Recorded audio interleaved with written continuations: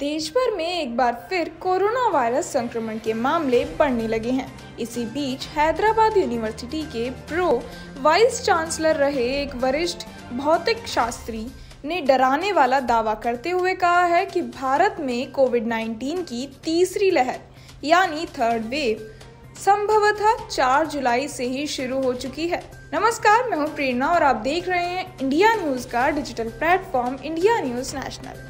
देश में पिछले 463 दिन में संक्रमण के मामलों और उससे मौतों की संख्या के आंकड़ों का अध्ययन करने का एक विशेष तरीका विकसित करने वाले डॉक्टर विपिन श्रीवास्तव ने कहा है कि 4 जुलाई की तारीख इस साल फरवरी के पहले सप्ताह जैसी लगती है, जब दूसरी लहर शुरू हुई थी। वैज्ञानिक के विश्लेषण के अनुसार जब भी संक्रमण से रोजाना मृत्यु के मामलों के बढ़ने की प्रवृत्ति से घटने की प्रवृत्ति की ओर बढ़ते हैं या इसके विपरीत बढ़ते हैं, तो डेली डेथ लोड यानी DDL में तेजी से उतार चढ़ाव होता है। श्रीवास्तव ने 24 घंटे की अवधि में संक्रमण से मृत्यु के मामलों और उसी अवधि में नए उपचाराधीन मरीजों की संख्या के अनुपात का विशेष तरीके से आकलन किया और इसे DDL नाम दिया। उन्होंने कहा कि फरवरी के पहले सप्ताह के अंत में हमने DDL में ये उतार चढ़ाव शुरू होते देखा था। हालांकि उस समय संक्रमण से मृत्यु के मामले 100 के क्रम में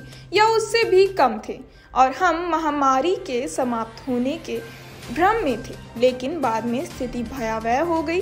श्रीवास्तव ने कहा कि 4 जुलाई से भी इसी तरह की प्रवृत्ति की शुरुआत देखी जा सकती है। डॉक्टर श्रीवास्तव ने कहा, हमें अब यही उम्मीद और दुआ करनी चाहिए कि DDL नकारात्मक बना रहे। उन्होंने कहा कि दूसरी लहर के भयावह रूप को देखने के बाद जनता और प्रशासन को अतिरिक्त सावधानी बरतनी होगी और नई लहर की शुरुआत के किसी भी संशय पर बहुत ही सतर्कता रखनी होगी। हालांकि उन्होंने कहा कि बहुत ज्यादा नेगेटिव DDL भी अच्छा नहीं है, क्योंकि इससे संकेत मिलता है कि 24 घंटे में स्वस्थ होने वाले मरीजों की संख्या की तुलना में इसी अवधि में नए मरीजों की संख्या रफ्तार पकड़ रही है। आप क्या कुछ सोचते हैं और आपकी क्या राय है, हमें कमेंट बॉक्स में जरूर बताएं। ऐसी ही तमाम जानकारी के लिए सब्सक्राइब करें हमारा चैनल इंडिया न्यूज नेशनल।